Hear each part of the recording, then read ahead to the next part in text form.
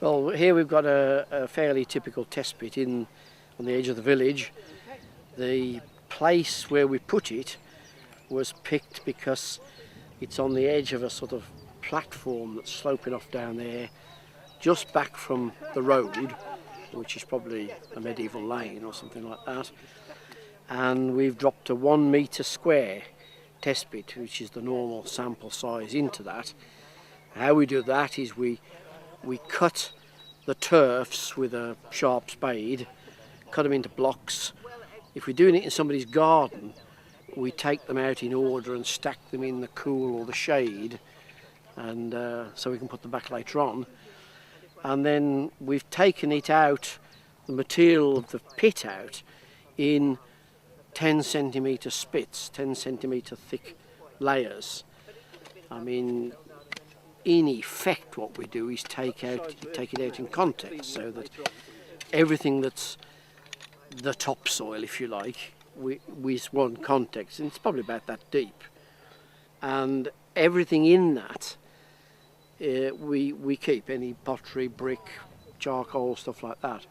And the way we work it is we just loosen everything in the test pit with a trowel or a small mattock or a small hoe, and then we shovel it out into sieves.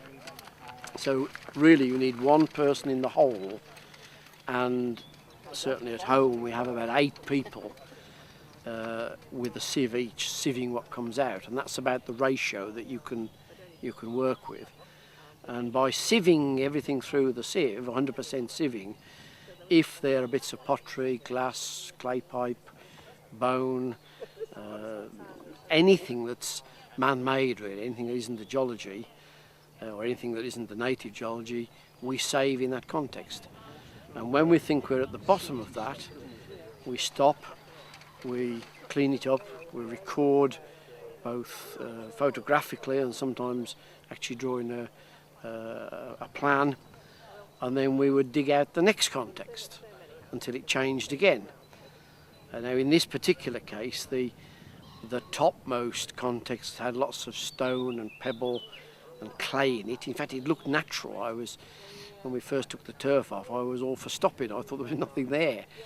But we were very meticulous, and we took it out and sieved it, and it had loads and loads of medieval pottery shards in it. I mean, probably 20 pieces.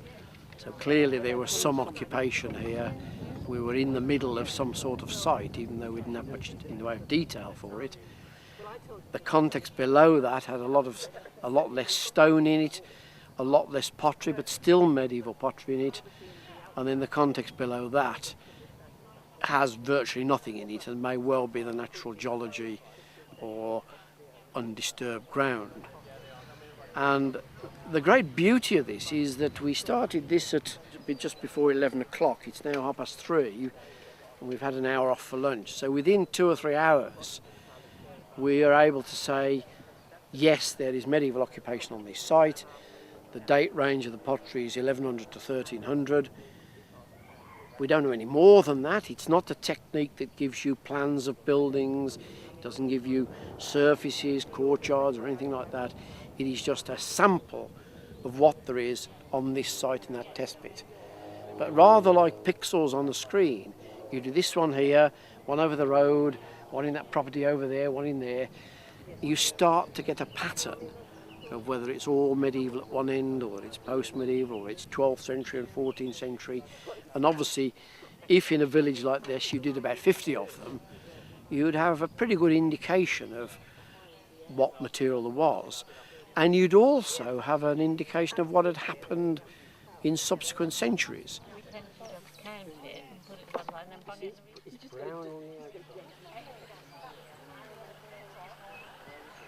There's all sorts of discipline about the trenches. We do 100% sieving, but we keep the sides of the trench vertical so that it's still 1 metre square at the bottom.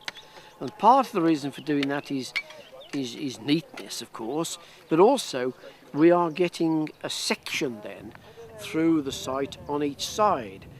And sometimes when you get to the bottom and you look at the context that you think you've gone through, like the turf and the topsoil and the next layer down and so on. You can look in the side of the trench and say, oh yes, I can see now that was cut through there. We were right about that. We were right to treat that as separate context.